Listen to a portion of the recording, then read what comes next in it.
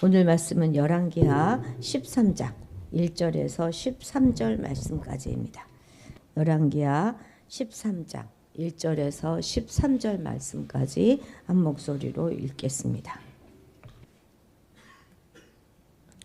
유다의 왕 아하시아의 아들 요아스의 제23년에 예후의 아들 여호아스가 사마리아에서 이스라엘 왕이 되어 17년간 다스리며 여호와 보시기에 악을 행하여 이스라엘에게 범죄하게 한 느밧의 아들 여로보암의 죄를 따라가고 거기서 떠나지 아니하였으므로 여호와께서 이스라엘에게 노하사 늘 아람 왕 하사엘의 손과 그의 아들 베나닷의 손에 넘기셨더니 아람 왕이 이스라엘을 학대함으로 여호아스가 여호와께 간구하며 여호와께서 들으셨으니 이는 그들이 학대받음을 보셨습니다.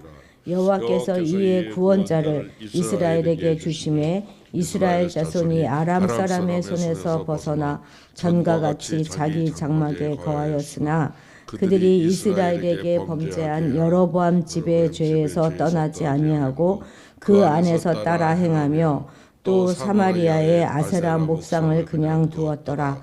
아람 왕이 여호아스의 백성을 멸절하여 타작 마당에 티끌같이 되게 하고 마병 50명과 병거 10대와 보병 10,000명 외에는 여호아스에게 남겨두지 아니하였더라.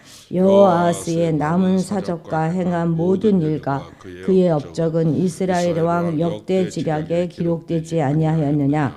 여호아스가 그의 조상들과 함께 잠에 사마리아에 장사되고 그 아들 요아스가 대신하여 왕이 되니라.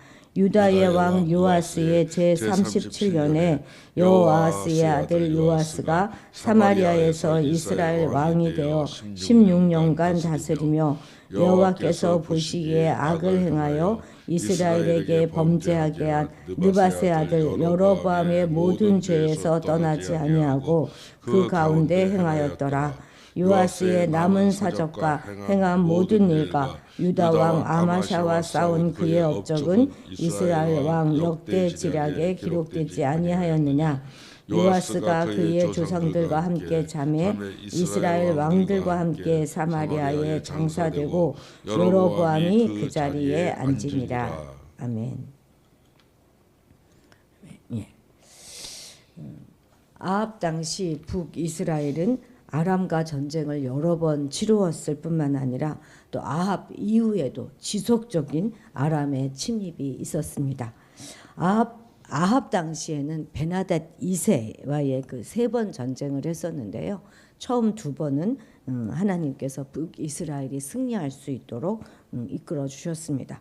특히 이 2번째 전쟁에서 우리가 보았지 않습니까? 베나닷을 처분할 수 있는 그런 처단할 수 있는 그런 기회가 있었음에도 불구하고 그런 기회를 하나님이 주셨음에도 불구하고 아합은 베나닷을 죽이는 대신에 그와 조약을 맺죠. 그리고 그 이후에 짧은 평화의 시기를 얻게 됩니다. 결국 아합은 3번째 아람과의 길르앗 라못 전투에서 처참하게 죽음으로써 하나님의 심판을 받게 되지요. 이후 아합의 아들 여호람 시대에 또 그 시대에도 그렇고 그 다음에 이제 예후 왕조 시대에도 베나닷 2세는 계속 이스라엘을 침략했습니다. 그리고 오늘 본문에 나오는 예후의 후손인 여호아스와 요아스 시대에는 또 하사엘과 또 그의 아들 베나닷 3세가 이스라엘을 아주 혹독하게 대하죠. 자, 먼저 PPT부터 보시겠는데요. 12장 1절에 보면 예후가 나오죠. 12장 1절 보면 예후 7년에 요아스가 왕이 되어 예루살렘에서 40년간 통치하니라 이렇게 되어 있습니다. 그렇죠? 그래서 예후 7년에 요아스가 왕이 되었어요. 그런데 우리 조금 복습을 한번 해봅시다. 예후 위에는 어떤 왕이 있었죠? 자, 요람 왕이 있었는데 이를 죽이고 예후가 왕이 되죠. 요람 왕 위에는 그의 형이었던 아하시아가 있었고, 그렇죠? 아하시아는 누구의 아들입니까? 이제 아합의 아들이고 또 아합의 위에는 그의 아버지 오므리가 있었어요. 그죠? 그래서 이렇게 오므리부터 시작한 4대 요람 왕까지를 오므리 왕조다 합니다. 이 오므리 왕조는 북이스라엘의 4번째 왕조예요. 그리고 이 아합이 7번째 왕이었죠. 예.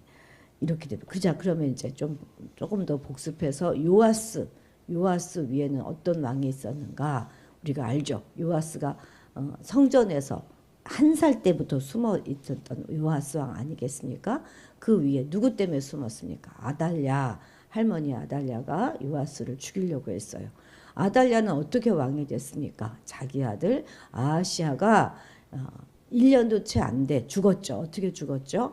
북이스라엘의 요람 왕이 전쟁에서 부상을 당했는데 그를 위문하러 갔다가 아하시아도 예후에 의해서 죽음이 당하지 않습니까? 아하시아 위에 또 어떤 왕이 있었죠? 예, 여호람 왕이 있었습니다. 이름이 비슷한 왕들이 그렇게 있었어요. 여호람 왕도 즉위한 지 한 8년 만에 창자가 빠져나오는 그런 병에 걸려서 죽죠. 이렇게 순서가 되었다는 거. 근데 아무튼 지금 남유다는 계속 다윗의 혈통으로 그 왕자위가 이어져 가고 있습니다. 자, 그래서 이제 오늘 요 예후에 된 건데요. 자, 우리 2절 같이 읽어볼까요? 2절, 13장 2절. 지금 이제 뭐가 그 다음에 어떻게 나오는 거죠? 1절, 13장 1절 보면 아하시 아들 요아스 다시 한번 아까 본 그대로 다시 PPT 다시 좀 돌려주시겠어요? 예, 요아스 제 23년에 요아스 23년에 여기 앞에 보세요. 23년에 예후의 아들 또 그죠? 여호아스가 사마리아에서 이스라엘의 왕이 되어서 17년 다스린다 이렇게 되어 있죠. 예, 요아스가 좀 오래 왕이 있었던 거죠. 그래서 요아스 23년에 예후의 아들 여호아스가 지금 사마리아에서 이스라엘 왕이 되었습니다. 항상 이스라엘 왕을 얘기할 때는 유다 왕에 이렇게 비교해서 얘기하는 것이죠. 자, 2절 읽겠습니다. 시작. 여호와 보시기에 악을 행하여 이스라엘에게 범죄한 느밧의 아들 여로보암의 죄를 따라가고 거기서 떠나지 아니하였으므로 그렇죠. 지금 여호아스 이스라엘의 왕 여호아스의 얘기를 하고 있는 건데요. 여기서 말하는 여로보암의 죄라고 하는 것은 무엇을 말하고 있을까요? 계속 나와요. 계속. 그것은 무엇이냐면 느밧의 아들 여로보암의 죄. 이것은 무엇이냐면 바로 단과 베델의 금송아지를 만들고 그것이 애굽에서 너희 이스라엘을 인도하신 신이다. 하나님으로 섬기게 한 죄를 말하는 것입니다. 계속 북이스라엘은 이 여로보암의 죄에서 떠나지 않았고 남유다는 산당을 제거하지 않았다. 하는 얘기가 계속 나오고 있습니다. 지금 여로보암이 죽은 후 110년 이상이 흘러간 그런 시점임에도 불구하고 그 죄는 계속되고 있는 것이죠. 여호아스는 우리가 보았지만 예후의 아들입니다. 그런데 예후는 어떤 인물입니까? 바로 하나님께서 세우셔서 아합 가문을 처단하고 그리고 바알의 제사장들을 척결했던 그런 인물입니다. 그런데 그 인물의 아들이 그런데도 불구하고 이 예후는 10장 31절 보면 그는 이스라엘 하나님 여호와의 율법을 전심으로 지켜 행하지 않았고 여로보암이 이스라엘에게 범죄한 그 죄에서 떠나지 아니하였다 이렇게 증거하고 있습니다. 하나님이 그걸 다 척결하기 위해서 세워주신 그 왕 자신을 그래서 왕으로 세웠는데도 불구하고 결국은 하나님을 믿지 않고 계속 그런 죄 중에 행했다는 것이죠. 그리고 그 아비의 죄가 지금 그대로 여호아스에게도 전수되고 있는 것입니다. 만약 그가 자기 아버지 여로보암의 죄를 쫓지 않고 단과 베델에 세우는 금송아지의 우상을 회파하고 여호와께 대한 신앙으로 돌리려고 했다면 어떤 일이 일어났을까요? 여로보암이 염려한데도 북이스라엘 백성들의 마음이 어쩌면 예루살렘 성전이 있는 남유다로 돌아가서 결국 그의 왕권의 약화가 초래되었을 수도 있겠습니다. 근데 그렇기 때문에 아하스는 비록 여로보암의 악을 쫓아가는 그것이 이스라엘 신앙 전통의 정면으로 어긋난다 하는 것을 알고 있었지만 그렇게 하는 것이 자기의 왕권의 안정을 가져온다 믿었기 때문에 그 여로보암의 전통에서 떠날 수 없었던 것이죠. 그만큼 악한 자의 길과 그 전통에서 떠나 사는 것은 정말 쉽지 않은 것을 말해줍니다. 이처럼 악한 자의 길을 떠난다 하는 것은 단순히 선을 행한다 하는 것만을 의미하는 것은 아닙니다. 그것은 곧 현실적인 불이익을 내가 감수해야 하는 것이기도 하지요. 대다수의 사람들은 그래서 그것이 범죄이고 악인 줄 알면서도 악한 자의 길을 좋아하는 것도 다 이러한 이유 때문이죠. 우리가 잘 아는 것처럼 요셉이 하나님 앞에서 악을 범치 않기 위해서는 얼마나 큰 대가를 치러야만 했습니까? 무고하게 갇혀서 억울한 시간들을 보내야만 했어요. 그래서 많은 사람들은 이러한 불이익과 보복당하는 것이 두려워서 악한 자의 길로 여전히 행하고 있는 것이죠. 그러나 요셉은 결국에는 그것이 전화위복이 되어서 당대의 최대 강대국이었던 애굽의 총리의 자리까지 오를 수 있었던 것입니다. 악을 쫓아가는 것이 당장은 유익을 주는 것처럼 보이지만 장기적으로 보면 반드시 자신에게 불행과 징벌로 다가오게 되어 있습니다. 그렇기 때문에 우리는 어떤 경우에도 악과 타협하고 그 악의 유혹에 넘어가서는 안 될 것입니다. 우리는 항상 하나님의 뜻을 쫓고 또 그 의의 길로 행해야 하는 것입니다. 그럴 때 당장은 불이익을 받고 고통을 당한다 할지라도 궁극적으로는 잘 되고 복을 받게 될 것입니다. 3절 같이 읽겠습니다. 여호와께서 이스라엘에게 노하사 늘 아람 왕 하사엘의 손과 그의 아들 베나닷의 손에 넘기셨더니 아멘. 왕인 여호아스가 여로보암의 죄를 따라가고 거기서 떠나지 않으니 백성들 역시 금송아지 숭배나 다른 우상 숭배에서 벗어나지 못하고 있었던 것은 아주 불보듯 뻔한 일입니다. 이러한 이스라엘의 반역에 하나님은 분노하셨고 이들의 죄에 대한 심판으로 아람을 사용하셨어요. 그래서 여호아스가 다스리는 모든 날 동안에 늘 아람 왕 하사엘과 그 아들 베나닷 3세가 이스라엘을 핍박하였어요. 그런데 사실 이것조차는 이게 그들에게 불행이 아닙니다. 하나님의 은혜죠. 죄 가운데 있는데도 징계하지 않고 침묵하시면 그것이 더 무서운 것이고 그것이 바로 심판이죠. 아람은 어떤 나라입니까? 이스라엘의 원수된 나라이고 하나님을 모르는 불신앙의 나라입니다. 그 나라는 하나님의 징벌을 받아 마땅한 나라이고 이스라엘의 압제 아래 두어도 시원치 않을 나라입니다. 그런데 바로 그런 나라를 하나님께서 이스라엘을 벌하시는데 사용하고 계시는 것입니다. 그것도 한두 번도 아니고 범죄한 기간 동안 지속적으로 이 아람의 나라를 사랑하셨다는 것이죠. 이 얼마나 속이 뒤집어질 만한 일이겠습니까? 오늘날도 이런 일들은 종종 이루어집니다. 우리 성도들이 범죄함으로 하나님의 심판의 도구로 사용된 불신자의 고통을 당한 그 불신자에 의해서 고통을 당하게 되는 경우가 있지 않습니까? 세상에 그만큼 원통스럽고 망신살스럽고 고통스러운 일도 없지요. 오죽하면 다윗이 내가 여호와의 손에 빠질지언정 사람의 손에 빠지지 않기를 원합니다. 이렇게 말했겠습니까? 그런데 북이스라엘은 번번이 아비 하사엘부터 그 아들 베나닷 3세까지 또 2대에 걸쳐서 학대를 당했으니 그 고통의 크기를 우리가 짐작해 볼 수 있습니다. 그런데 이것은 비단 북이스라엘만의 이야기가 아니죠. 남유다 역시 범죄했을 때는 이방 나라 바벨론을 들어서 징계하셨지 않습니까? 이렇게 하나님은 당신의 백성이 범죄하면 하나님을 모르는 악한 자들을 통해서 당신의 백성을 징계하시기도 합니다. 그러니까 거대 악을 들어서 그보다 좀 약한 그 악을 심판하시는 것이죠.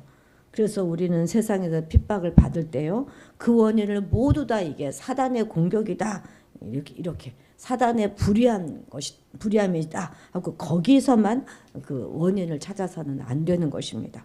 혹시 자신에게 하나님으로부터 징계를 받을 만한 죄가 있는 것은 아닌가 하는 것도 세밀하게 성찰해 봐야 하는 것이죠. 그래서 자기에게 죄악이 발견되면 핍박에 대하여 하나님께 도우심을 구하기에 앞서서 하나님 앞에 자신의 죄를 씻기 위하여 회개부터 해야 되는 것이죠. 우리 4절도 읽어보겠습니다. 아람 왕이 이스라엘을 학대함으로 여호아스가 여호와께 간구하매 여호와께서 들으셨으니 이는 그들이 학대받음을 보셨습니다. 아멘. 그런데 붙인 예후는 아람의 침입 때 하나님을 찾지 않았어요. 그런데 여호아스는 하나님께 간구하는 길을 택하였습니다. 물론 그가 나중에 다시 6절에 보면 이제 여로보암의 길로 또 돌아간 것을 보면 지금 이 회개는 일시적인 회개인 것이 분명합니다. 그럼에도 하나님을 찾고 부르는 것은 언제나 지혜롭고 옳은 선택입니다. 하나님께서는 비록 일시적인 회개임에도 불구하고 그의 기도를 들어주셨습니다.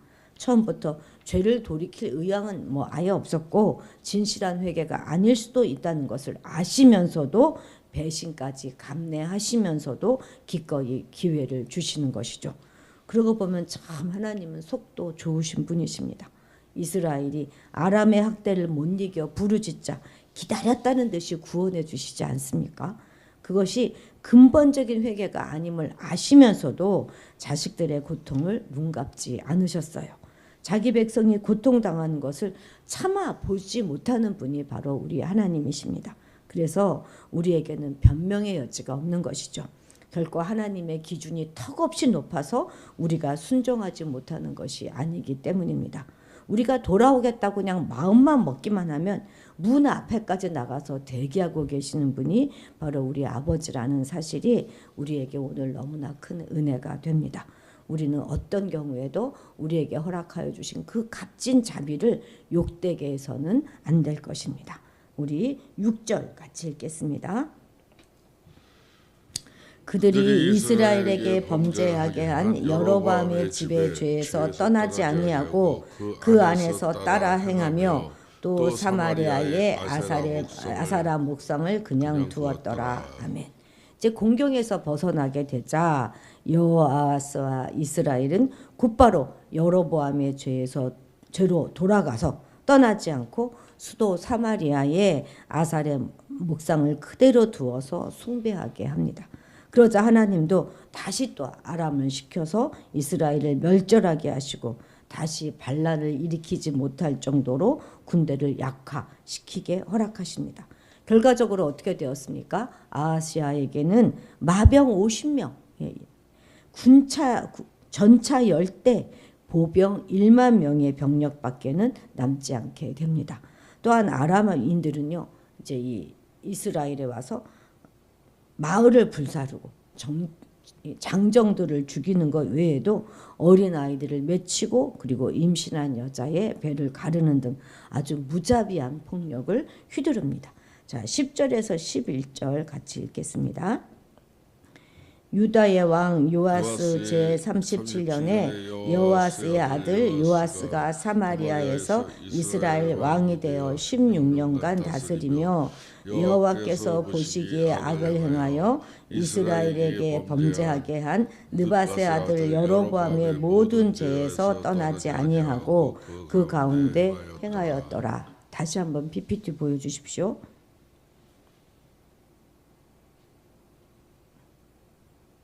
예, PPT. 예. 아이고, 다 처음으로 갔습니까? 자, 이렇게 됐죠. 자, 이게 오므리 왕조였고 아달랴시아 요람 이렇게 됐죠. 자, 그리고 요아스 23년에 여호아하스가 이제 왕위에 올랐는데요. 오늘 13절 보면 또 유다 왕 요아스 제 37년에 그죠? 37년에 여호아스의 아들 요아스가 또 왕이 되죠. 북이스라엘에서. 그래서 북이스라엘에도 남유다도 다 요아스 왕 이름이 있어요. 헷갈리지 말아야 합니다. 자, 그랬는데 자, 거기 13절 우리가 보면 요아스가 그의 조상들과 함께 잠에 이스라엘 왕들과 함께 사마리아에 장서되고 그 뒤에 누가 앉아요? 여로보암이 그 자리에 앉으니라. 그렇게 되어 있죠. 그죠? 예. 여로보암도 둘이죠. 초대 왕도 여로보암이었잖아요. 그래서 이제 이걸 구벌하기 위해서 여로보암 2세 이렇게 부릅니다. 여기까지 또 여기까지. 그래서 이제 여기 그 예후부터 시작해서 밑에 4대 예후 빼고 자손 4대까지 여기가 바로 예후 왕조가 되는 것입니다. 여로보암 밑에 이제 스가랴인가 뭐 사가랴인가 그 왕 하나 있어요. 그 왕까지 해가지고 5명의 예후 왕조. 그리고 이제 이 남유다는 계속 다윗 왕조로 흘러가는 것을 보시는 것입니다. 자, 여호아스가 이렇게 당하는 것을 보면서도 아들 아하스도 달라지지 않습니다. 둘이 각각 23년, 또 아하스는 16년 이렇게 다스리도록 기회를 주셨잖아요. 이것은 반란이 많이 일어났던 북이스라엘에서는 결코 짧지 않은 통치 연도입니다. 뭐 누구는 7일만 한 사람도 있고 1년만 한 사람도 있고 막 그렇죠. 자주 왕조가 바뀌었지 않습니까? 그런데도 결국 그 오랜 시간 동안에 제대로 하나님께로 돌아오지 않습니다. 이를 보면 시간이 없거나 기회가 없어서 심판받는 것은 아닌 것이 분명합니다. 그래서 우리 인간은 정말 어떤 경우에도 심판하시는 하나님께 책임을 돌리거나 상황을 핑계할 수가 없는 것이죠. 사람은 산을 보다가 산을 걷다가 산이 된다 하는 말이 있는데 이것은 스승이 산 같은 존재다. 그래서 스승님을 보다가 스승님을 따라하다 마침내 나도 스승이 된다. 그런 맥락에서 나온 철학적인 말인데 이것은 죄악의 길에도 그대로 적용되어질 수 있습니다. 악을 보다가 악을 걷다가 결국 내가 악이 되는 것이죠. 하나님의 약속대로 예후는 그 후손의 4대에 이르기까지 총 39년 동안 대를 이어 왕이 되지만 은혜를 배반하고 악을 행하다가 나라의 존폐마저도 위협당하게 됩니다. 아픔을 통해서 주님을 찾고 또 돌이킬 수 있는 사실 자체가 큰 은혜이죠. 우리는 하나님이 주시는 그 은혜의 시간을 감사와 성찰로 잘 보내고 악행을 반복하는 그런 어리석음을 저지르지 말아야 하겠습니다. 기도하시겠습니다. 하나님, 이스라엘 왕들의 역사를 통해서 우리를 돌아보게 하시니 감사합니다. 정말 여러 왕들이 반복하여 나오지만 모두 다 똑같습니다. 우리 인간에게는 정말 기대할 것이 하나도 없습니다. 오직 하나님만이 우리의 소망 되십니다. 하나님이 아니시면 우리도 저들과 똑같은 악한 자들입니다. 반복하여 주시는 회개의 기회에도 자신을 돌아보지 못하고 늘 다른 사람과 상황을 핑계대는 어리석은 자들이 아니라 늘 먼저 자신을 돌아보고 회개의 자리로 나아가는 우리가 되도록 도와주옵소서. 하나님의 자비하심과 긍휼하심을 만만히 보지 않게 하셔서 값진 자비를 욕되게 하는 것이 아니라 주어진 회개의 기회를 통해서 더욱 우리 자신을 거룩하게 가꾸어 나가는 우리가 되게 하옵소서. 하나님이 주시는 은혜의 시간을 감사와 성찰로 보내며 악행을 반복하지 않도록 도와주옵소서. 감사드리며 예수님의 이름으로 기도드렸습니다. 아멘. 아멘. 예, 오늘은 세계 평화를 위해서 기도하는 날입니다. 예, 세계 평화를 위해서 모든 분쟁 지역 가운데 주님의 보호하심이 임하시기를. 요즘 뭐 이스라엘과 뭐 아주 막 상당하죠. 그 모든 지역을 위해서 기도해 주시기 바랍니다. 그리고 오늘 수요 예배가 있는 날입니다. 예배 가운데 성령님 임재하시기 위하여 기도해 주시기 바랍니다. 우리 다 같이 주님의 이름을 크게 부르고 기도의 자리로 나아가도록 하겠습니다. 주여!